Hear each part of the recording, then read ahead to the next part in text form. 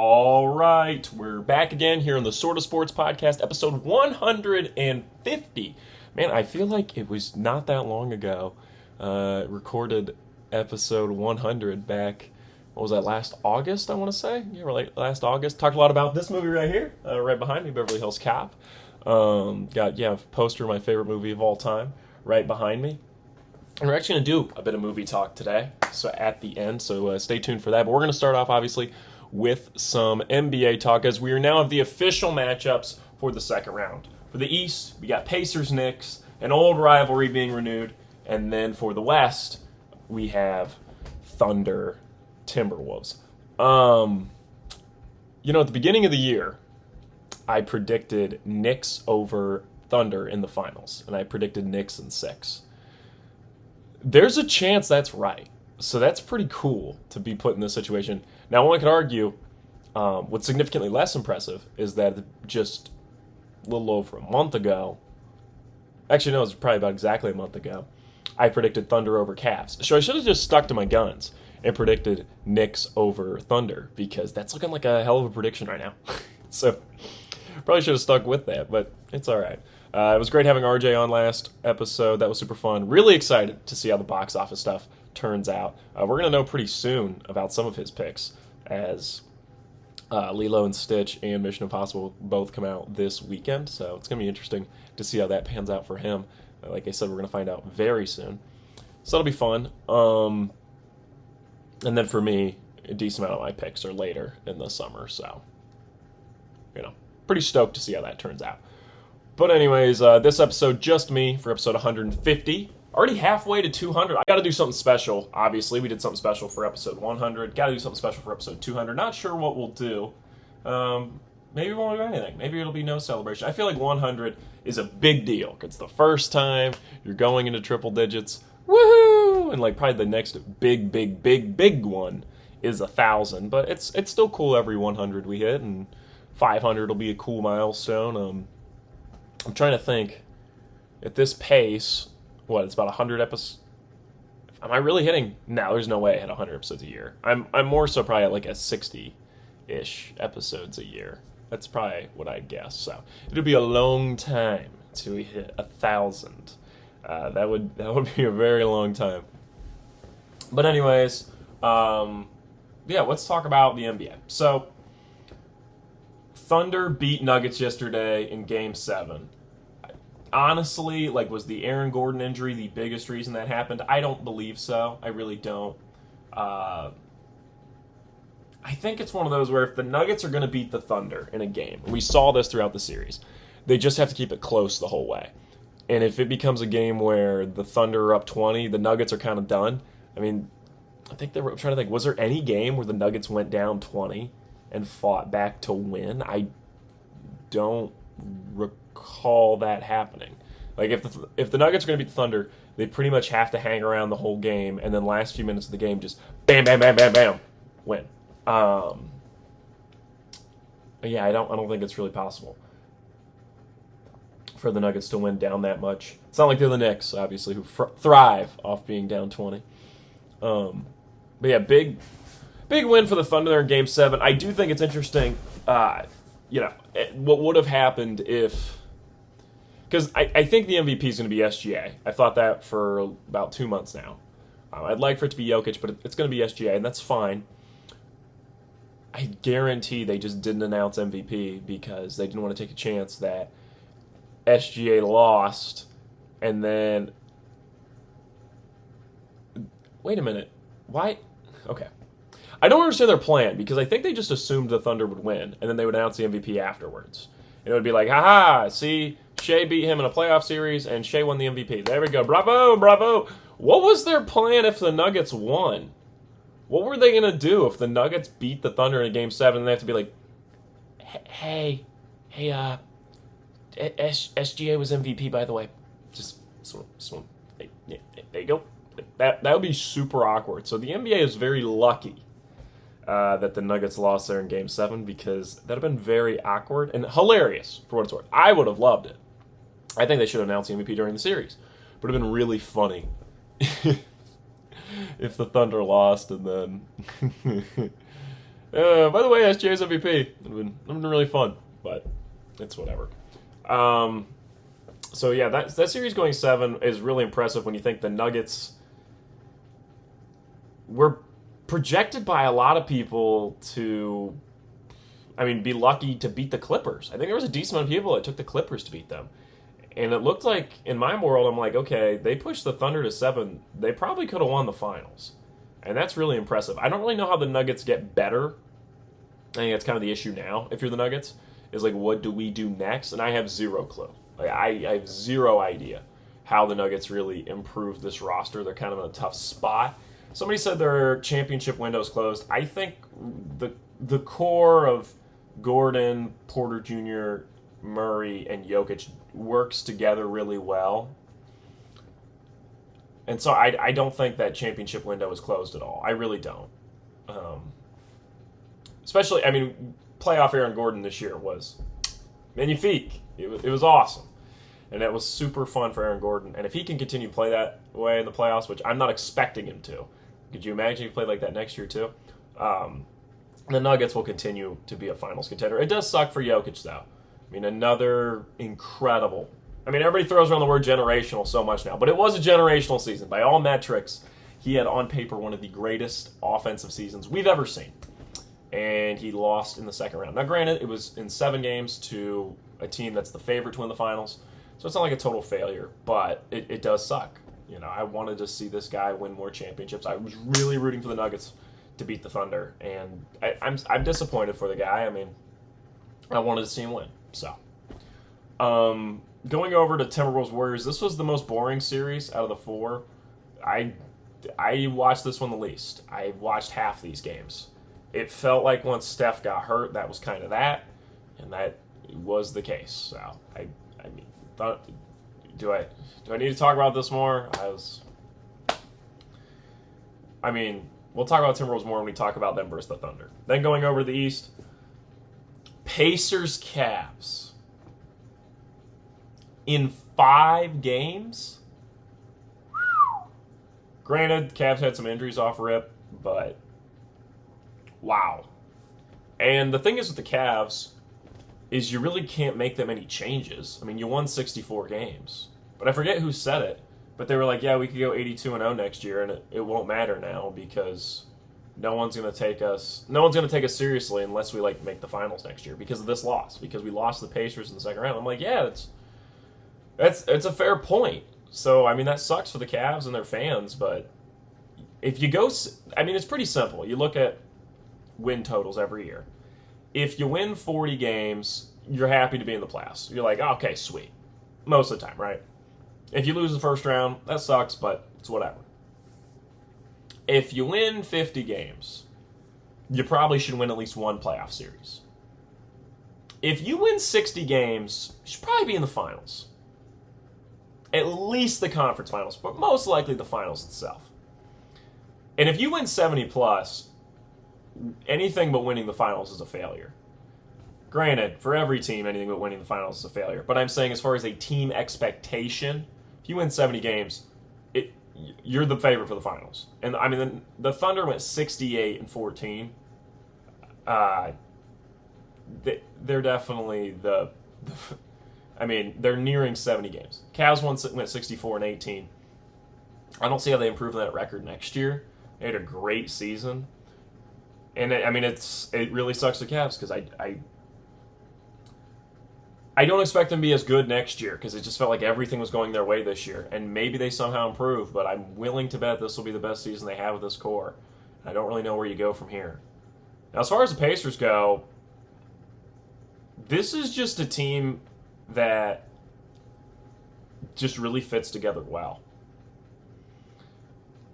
And I saw somebody say, they were like, it was some tweet or something, like, could you imagine if the Pacers had, like, Tyrese Halliburton as their second best player?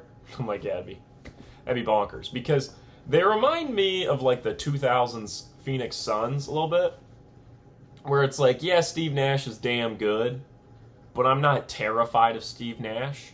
But he is the engine that makes all these pieces turn, right? He is the engine that runs this offense. Tyrese Halliburton is, and Steve Nash was for those Suns teams. And except those Suns teams didn't really have good playoff success. They were really good in the regular season. It's the reverse for this Pacers team. They just crank it up here in the playoffs. And in the regular season, they were pretty good and nothing special. But now it's back-to-back Eastern Conference Finals for the Pacers. To me, the Knicks are obviously better than them. And we'll talk about it more here in a sec when we do actual conference finals predictions. But to me, I think the Knicks are significantly better. And I don't know, still part of me is terrified. Because I'm like, this Pacers team just somehow gets it done. I don't know how, but they do. They just win games somehow. So who am I to bet against the Pacers at this point? And they're only going to wear their good uniforms going ahead, those yellow alternates. And I mean, they need to redesign their home and aways to align with that look. The Pacers across the chest, that stupid circle text, it just looks bad. The circle around the number in the middle looks really bad. Just go for that. Take that yellow alternate Pacers uniform you wear all the time and base a whole kit around that, because that is their best look right now. Draw from the Reggie Miller era. Draw from the Jermaine O'Neal era. Yes, it's the Jermaine O'Neal era to me, baby. It draws some a little bit from the Paul George era. And get something new. Put the stripes on the side. Let's get it going, Indiana. Let's get some sauce up for the Pacers, because you only have one good uniform. Those cities are awful. Please don't wear the cities the rest of the playoffs. I think they said they're only wearing the yellows the rest of the playoffs, which is for the best.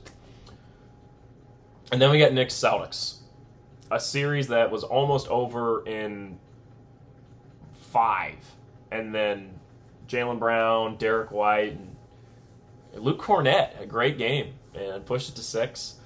It really sucks that Tatum went down. I mean, I really hope he can recover from that. An Achilles injury is obviously terrible.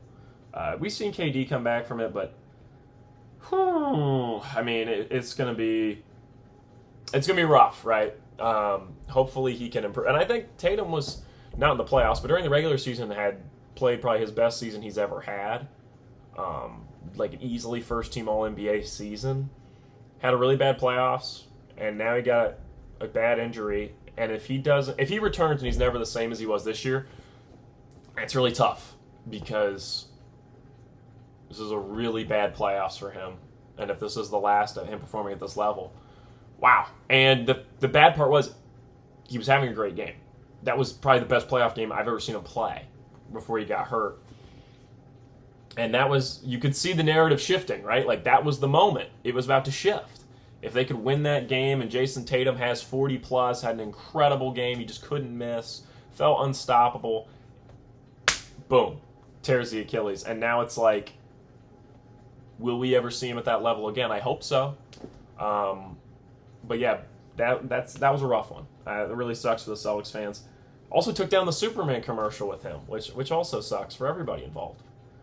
For both Jason Tatum and Superman. So that kind of sucks. But, yeah, because they removed the ad once he got hurt, which makes complete sense to me, for what it's worth. But anyways, Knicks win in 6. Gotta give a shout out to my boy Timothy Chalamet. He was at courtside every game in New York. That was awesome. Massive Knicks fan. So that was fun to see Timothy Chalamet out there. We're gonna talk about Chalamet more when we talk about movies. Timothy Chalamet, I know you're a big sports guy. If you ever want to come on the pod, Timothy Chalamet, you are more than welcome. I would love to have you on. But Timothy Chalamet brought Kylie and Kendall Jenner. Not only did he bring his girl, he brought his girl's sister. This is, I mean, wow. This is he's making big moves out here. And so good for Timothy Chalamet. And then you got to see a big win, was partying with the New Yorkers in the streets. That's pretty awesome. It was really awesome. So Timothy Chalamet, I was already a big fan of yours. This is even better. You should go on Bill Simmons' show too. I mean, not that you need to take career advice from me, but I would. Not only would I like to have you on, it'd be fun to see you with Bill Simmons.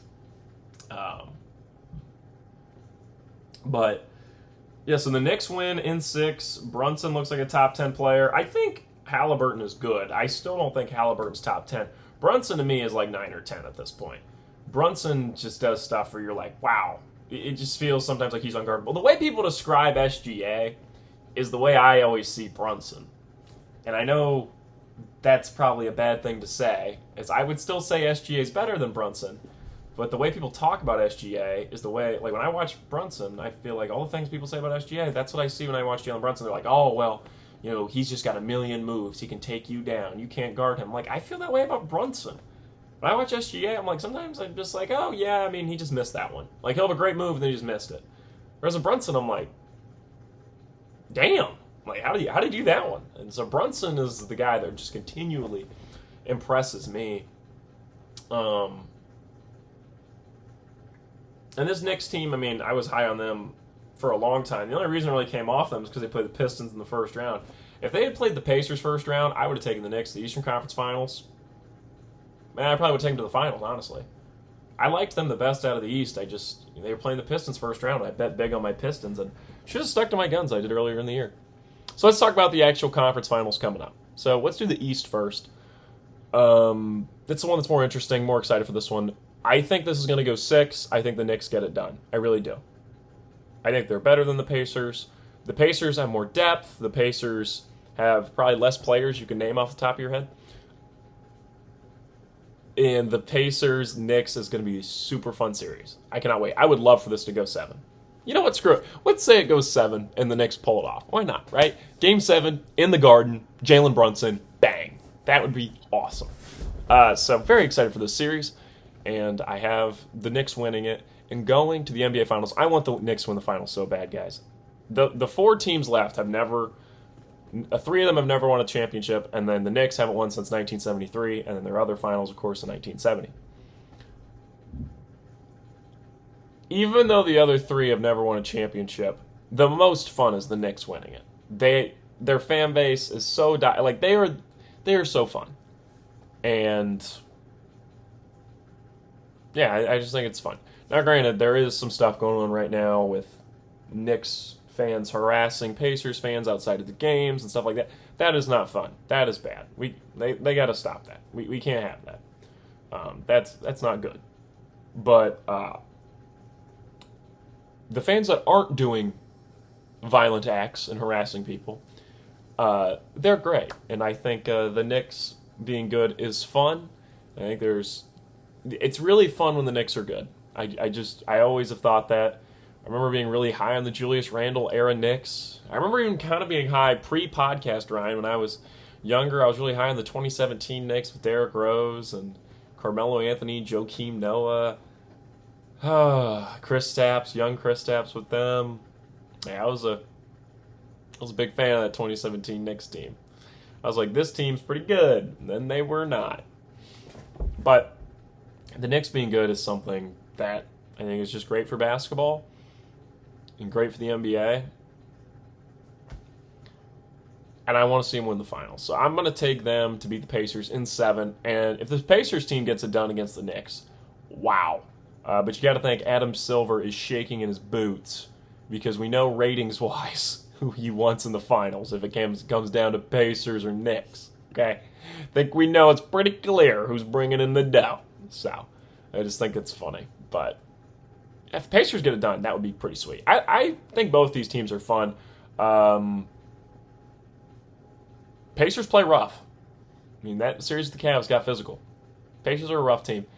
I wonder if the Knicks are going to get physical with the Pacers. I mean, because Pacers got physical with the Pistons. I mean, obviously, we've got history getting physical with the Pacers. Little Caesars is not the Palace, but, I mean, it's obviously still got Pistons history. Yeah, Knicks in 7 over the Pacers. It's going to be a really fun series. Every game of this one will be awesome. The thing is who's going to be the guy? Is it Andrew Nembhard? Is he going to be the guy where it's like Brunson comes down, big 3, and the Pacers come down, need 1 to match? Is Andrew Nembhard the guy? Because Halliburton's good, but I don't think Halliburton's going to be the one hitting, like the fuck you 3 back at him. I just don't think that's happening with them. So that's going to be a fun piece to see. But this should be awesome. Reggie Miller's going to be on the call. Reggie Miller does not like the Knicks and is a legendary Knicks villain. I just read Blood in the Garden earlier this year. It's a really good book. And so it could be really fun if this is finally the year the Knicks win the finals because I've been refreshed on Knicks history. That book was excellent. I'm going to look up real quick who wrote that. Just because I gotta give him credit. Chris Herring. He wrote Blood in the Garden. It was excellent. If you want to read a fun Knicks book, that's the one. I really liked it. So, it was a good book. But yeah, I would love for the Knicks to win final. For the rest of the playoffs, I want the Knicks to win. Like, that's what I'm in for. I really, really like this team. I like Brunson. I think it's a fun squad. And I was super high on them once they made the Karl Anthony Towns trade. This has been a fun team to watch this playoffs, and I really hope they get it done in the finals. Flipping over the West, we got Timberwolves Thunder. This one is really interesting because that Timberwolves Warriors series, I took the Timberwolves because I'm like, they match up against the Warriors perfectly. Like, they want to play big, the Warriors want to play small. Anthony Edwards is, out for blood. Like, this Timberwolves team's got it against this Warriors team. And then Steph went down, and that kind of even, it didn't even make it an interesting series at that point. This series against the Thunder is weird. These are two teams, I'm not exactly sure how they're going to match up against each other. I'm really not sure how this is going to work. I guess I'm going to put it like this. Last year there was you can go back to pods last year, I was like, oh my gosh, this is the moment. Anthony Edwards is all over. He is the man right now. He's going to win the finals and become the biggest thing in basketball. And then that didn't happen. They lost to the Mavericks in the conference finals. And then Celtics won. And it's not like Jason Tatum exploded in popularity.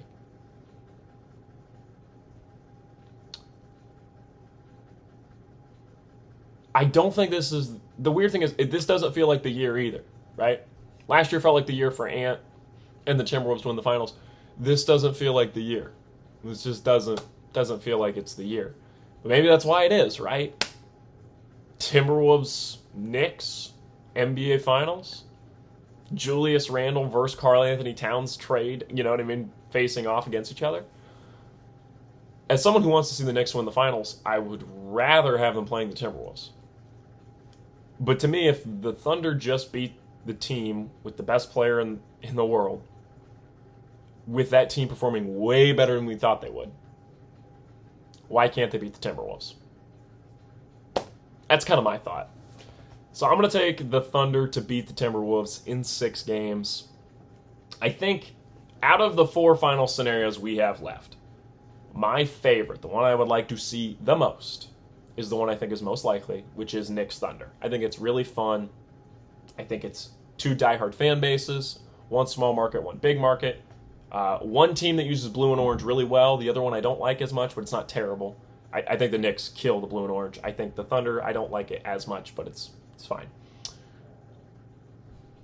The next best finals after that is, I would say, I'm going to go Timberwolves Knicks. Couldn't, like, Anthony Edwards in the Garden, that would be pretty sweet, right? Trash talking the fans at MSG, like, come on, that would be, whew. Then I would say Pacers Timberwolves. No, I think Pacers Thunder's third. Pacers Thunder's third. I just think at that point you feel like the Thunder are definitively going to win, though. Whereas Timberwolves Pacers, I could talk myself into. I could talk myself into either team. I'm just thinking graphic-wise. The graphic of, it's like SGA, Jalen Williams, Chet Holmgren. And then it's like Tyrese Halliburton, Pascal Siakam, and Miles Turner. Is that the graphic against them?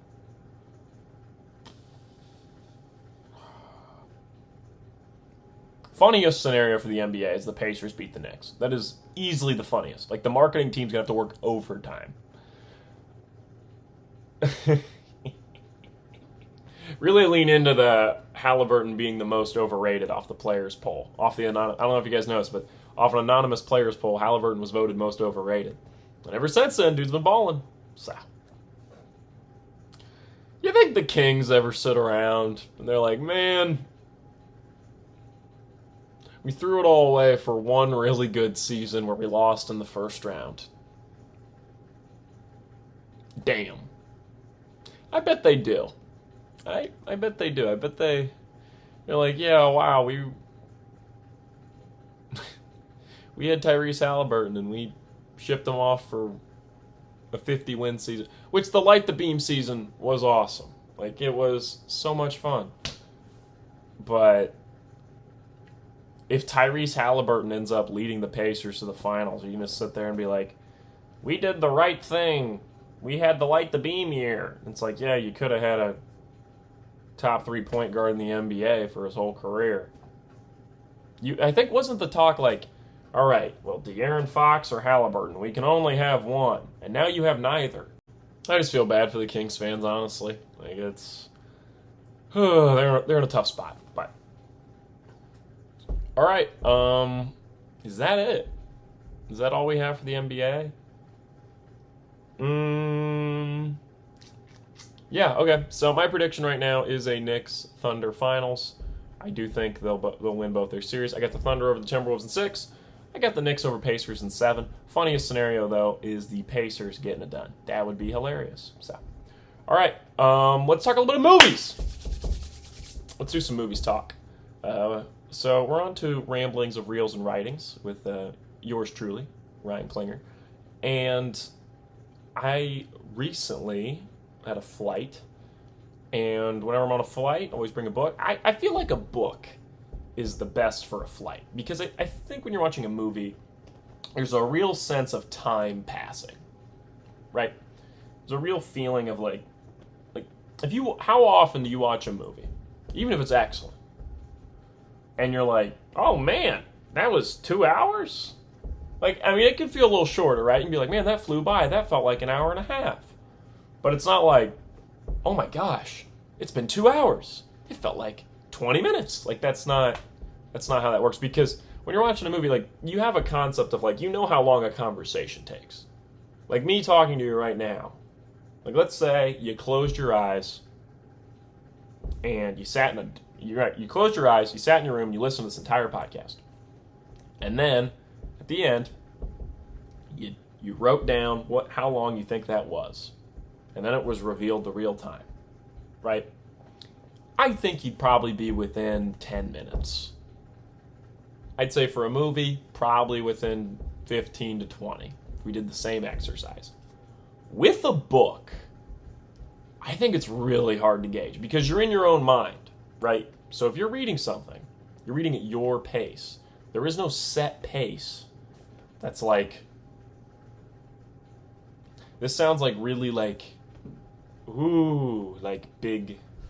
like I don't want to sound like I'm like Neil deGrasse Tyson or anything, but I do want to say, like, there is no like law to your mind, essentially. Does this make sense?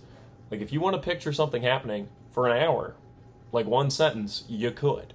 Or you could breeze right through a moment that in a movie could take, 10 seconds to show. You could read it in a second, comprehend it, and move on.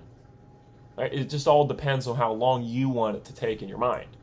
Like, if I said, the man walked up to the car door, opened it, and stepped in. We show that on a movie, that takes at least 5 seconds. At least. He's going to walk up, open the door, slip in, close the door. Sit down, close the door. It's at least 5 seconds, even if he's moving quickly. You read that in a book, you could read it like that in a second, and you just understand. You picture it happening in your mind, you move on.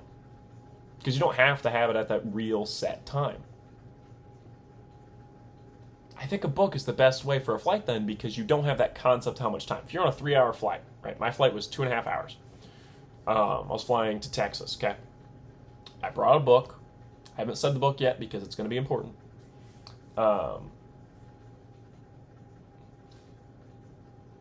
I sat down with the book. I started it on the flight. I brought 3 books. One of them was an Elmer Leonard novel. Didn't get to it because I just read this book. Supergirl, Woman of Tomorrow. Been reading that in preparation for the film. They just wrapped up filming on that. And it's borderline a direct adaptation of this comic, based off everything I've read about the movie, not the comic itself, but also based off everything in the comic I've read. It matches up with like what they're casting. I'm like, James Gunn must really like this comic, because it looks like the movie's going to be borderline a direct adaptation, which you don't see a lot. Like, for those of you who don't know, like, Captain America Civil War is nothing like Civil War the comics. I mean, basically in name and very vague concept alone, they are similar. But that's it. Like, most Marvel stuff, like Secret Wars, will probably take the very base, vague idea of the comic and adapt it. I would be shocked if the Beyonder is in Secret Wars. Okay? Whereas it looks like the Supergirl movie, I mean, hopefully they change the parts with Crypto, but it looks like for the Supergirl movie, based on who they cast as the villain and everything they're doing, I'm like, it looks like it might just be a direct adaptation of this comic. Or not, completely one-to-one, but pretty similar. And so that's exciting. But it's, I think it's an award-winning comic. I know it's a big deal. Tom King wrote it. One of DC's top writers. Just one of comics' top writers in general right now. And I really like it so far. So I read the first issue. But then I got on the flight and I was like, am I going to read more Supergirl? And I was like, you know what? I brought this book because I had been thinking about reading it. I've had this book for I think about a year now. And I was just in the mood to read it. And so I finally started and finished Heat 2. That's right, baby. For those of you who don't know, Michael Mann, director of Miami Vice, both some of the TV show and the film with Colin Farrell, Jamie Foxx, Last Mohicans, The Insider, recently Ferrari, Black Hat, Public Enemies, Manhunter, what am I forgetting? Ali, right? Collateral, and then most famously, of course, Heat. Wrote a sequel to Heat as a book. It's about a 450-page paperback, and Amy Gardner, who is apparently like a award-winning like mystery crime writer, helped him write it. And it is both a prequel and a sequel to Heat. So like it's very Godfather 2, and where it's a lot more grand than Heat, and you're following more characters, and you jump around time a lot. And I'm gonna be honest, guys. Full disclosure, I liked it more than the movie Heat. Now, granted, I do want to say, if you want to go back and listen to the episode I did about Heat, I think it's like episode, I think it's like 95, I want to say. It's somewhere around there. It's called I Wanted to Love Heat. I mean, it's pretty easy to find. Heat had been super hyped up to me over the years. I mean, a lot of directors love Heat, consider it a masterpiece. It's considered Michael Mann's best film. I like Michael Mann's style. I was ready to roll. I watched it for the first time. I think it's pretty good. I don't think it's as incredible as people act like it is. But I can see why people think it's that good. Like, I can see why if you're someone who, like, I can see why it would really work for you like that. Does that make sense? Like, I can see why people love it as much as they do. But for me, I was just like, oh, it's pretty good. And I think it was also one of those where it's been so hyped up to me, it was going to be really hard to meet that expectation. And so I like Heat. I got to make sure it's clear. I like it. I was hoping I was going to get a Ryan Klinger Hall of Fame movie, and I did not. And so that was a little disappointing for me. But over time, I've sat with it more, and I've been like, okay, even though it wasn't a Hall of Fame movie that became a favorite of mine, that doesn't mean it was bad. And I thought about the things I really like about it, and the things that don't work for me as much. But I can see why. If you were like, I think Heat is the best movie ever, it's my favorite movie, I can see why. I don't think it's a bonkers take. Like, if you came up to me and were like, yeah, my favorite movie of all time is Thor, the original, I'd be like, okay, let's talk about this. Because I like Thor, the first one. But, like, what about that do you think makes it better than not only every other Marvel movie, but just every movie in general? This is a bit of a crazy take, right? Whereas if you said that about Heat, I could be like, okay, I could see where you're coming from. Like, I could see what elements of this you like so much. I don't know. Is it my favorite Michael Mann movie? Well, Michael Mann movies are interesting because when I first watched them, I'm like, man, I don't think that's as good as people say it is.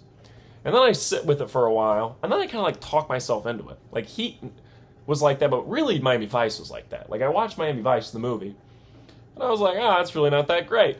It's just not, all right, whatever. And then I sat with me for a while, and I was like, that might have been kind of great. And so I watched it a second time, and I was like, yeah, it's kind of great. So sometimes movies are weird to me like that, I guess. But the thing that makes Heat 2, I think, even better than Heat 1 is because I think actually the thing I like most about Heat, and this is going to be a crazy statement, is the characters. And I know you're like, wow, this movie that is considered a crime masterpiece, all about the style and the look and the vibe and the, these heists and blah, blah, blah. And you're really into the characters, right? Yeah, I am. Like, I actually think the characters in Heat are really interesting people. I think Neil McCauley and Chris and Vincent Hanna are really interesting characters. And even like McCauley's girlfriend and Chris's wife, like, I don't think Michael Cerrito's. I don't think he's exactly the most interesting. Oh my gosh, what's his name? What's the guy who plays Michael's name? My guy Bill Simmons would be so disappointed. Sizemore, Tom Sizemore, because he always talks about Sizemore. Sizemore's character. I don't think he's the most interesting, or neither is Trejo. Of course, Danny Trejo's character. But I think the main, there's some really interesting characters here. I think Hannah especially is just an interesting character. And Pacino's performance is part of the reason it's so interesting. That was the other thing when I first watched it. I was like, Pacino was doing way too much here. Like, what is he doing? What is this performance? And then after it sits with you for a while, you're kind of like, but it's kind of fun though. It's kind of great. So now I've kind of come around on it. But reading Heat 2, I do, like, if you're interested in buying the book, like, I would. I really liked it. It was really fun for a plane because it's split into different parts with the time jumps. And so I got, like, 2 parts in. I guess 3 parts in, technically, because, like, there's a prologue. Because it picks up right after the end of Heat. And then you go back in time to, like, 1988 in Chicago. And then you jump ahead back after Heat again. And then you jump back in time again, and then you jump ahead of Heat again, and then you jump ahead of Heat one more time. It's like 2000, and you wrap everything up.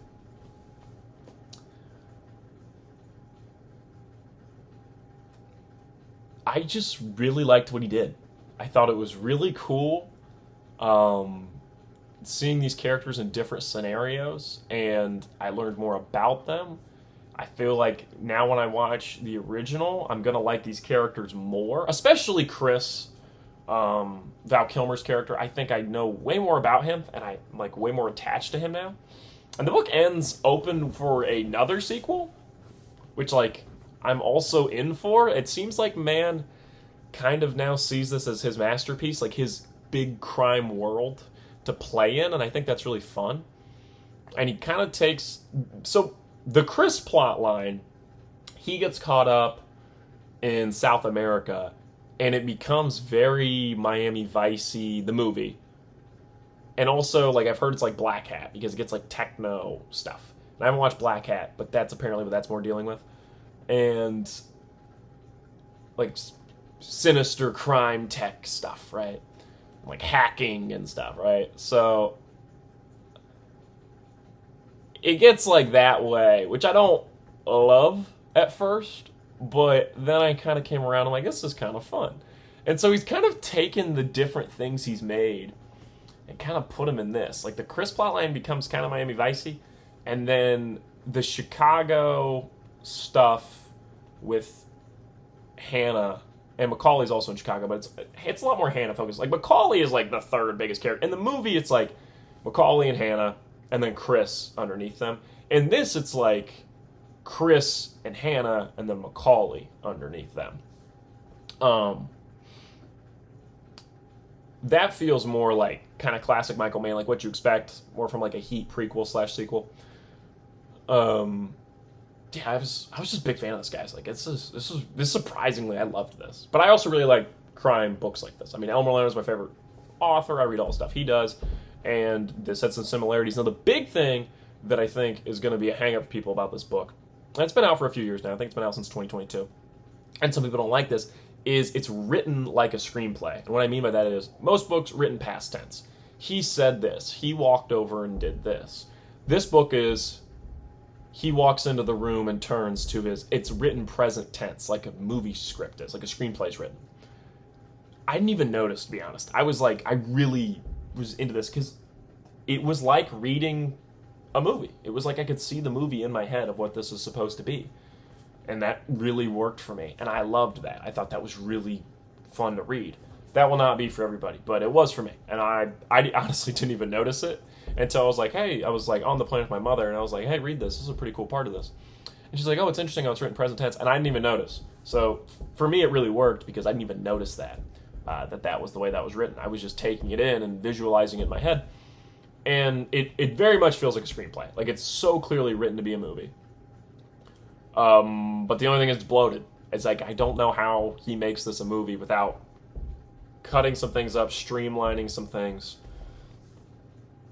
Because it's huge, it's grand. But that's what I really liked about it, is it was an epic. And I really liked it. And like I said, it leaves things open for a third one, and I'm pumped for that. Now, I'm going to get a little bit into spoiler territory, so if you haven't read this book yet, or you just don't want any spoilers because you're planning on seeing the movie that he is working on, which I hope comes out soon.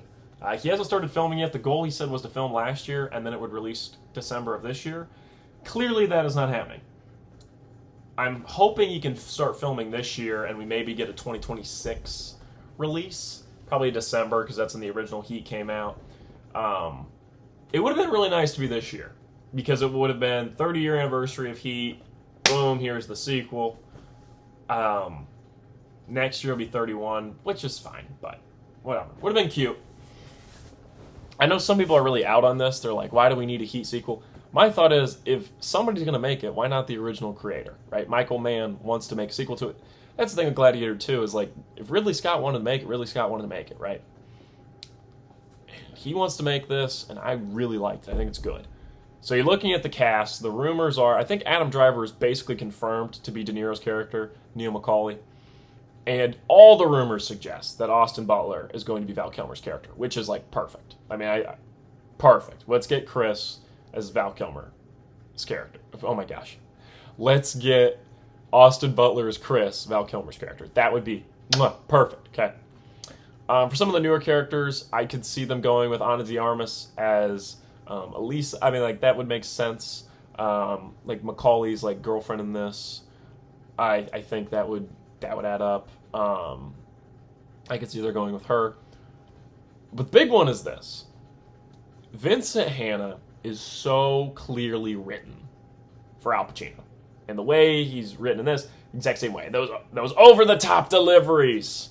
Like, you know, like, she's got a great ass and all that stuff. You need, like, Al Pacino to do it. Now, Al Pacino himself said he wants Mr. Timothy Chalamet to be his role. I think there are two scenarios here.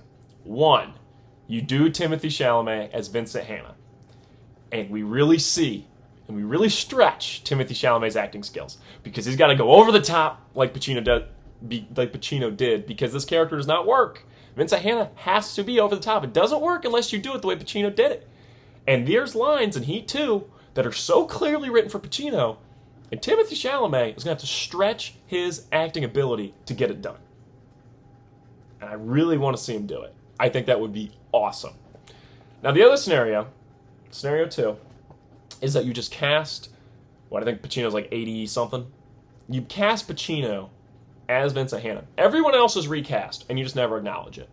Like, Pacino is talking to Adam Driver as Neil McCauley. Well, they don't interact in this, but Pacino would be talking to someone, right, who is a young man, and they're clearly all supposed to be in, like, their 30s, but it's just 80-year-old Pacino. I think that would be really funny. Like, if he's, like, you know, running down, there's, like, a big shootout scene, right, and he's, like, running through, and he's chasing after, like, a 30-year-old actor, but it's just 80-year-old Pacino, but we never acknowledge that. Like, you never acknowledge that. Clearly, he is not the age. Don't CGI him. Don't do anything. Like, just leave him as is, and he plays the role even though it's a younger Vincent Hanna. I think that would be really funny. So, both scenarios are hilarious to me, because we either get Timothy Chalamet having to do a type of role I've never seen him do, which is like an over-the-top Pacino-esque performance, or we get Pacino playing a character that clearly isn't the right age range for him, and he's playing it anyways because we couldn't get anybody else to do it. So that would be fun. I've heard other people say they want Oscar Isaac, or something. I just don't. I don't know. I think Ben Affleck could be fun. I don't think he can do Vincent Hanna though. I just want Chalamet at this point. I think it'd be fun. I think it'd be really funny. Ben Affleck, I actually thought it should be the villain, Otis Wardell. I think Ben Affleck could do a really good Otis Wardell. I've seen a lot of people want Aaron Taylor Johnson. I don't think Aaron Taylor Johnson has screen presence. He just doesn't really work for me. I am waiting to see that movie that sells me on Aaron Taylor Johnson. I have been out on him since the first movie I ever saw him in, which was Avengers Age of Ultron. I just don't think he has screen presence. I just think he's boring. He's like the Jason Tatum of movie stars. I just don't think he's that interesting. This isn't like I don't hate Aaron Taylor Johnson. I don't groan when he's in a movie. I'm just like he's just fine. For what it's worth, I want to see him be interesting. I want to watch a movie where I'm like, whoa, Aaron Taylor Johnson, he's got it. There it is. But I think like everybody thinks he's like this big movie star, and I have yet to see him give me that. Maybe 28 years later is going to do it. That comes out in about a month. He's like the lead of that. But people were saying he should be Otis Wardell in this movie, and I'm like, maybe this would be the role that shit proves to me that he's got something to him. Because, yeah, he could be an interesting Otis Wardell. I mean, that'd be interesting if he could pull that off. That's a hard role to play. You got to be a very evil guy. He's the villain of this, so that could be fun though. That'd be interesting. So that's my Heat 2 thoughts. I think it's great. I am pumped for the movie. I am 1,000% in, and I think if you read the book, you'll be into it. Like it's good. I really liked it, like way more than I thought I would.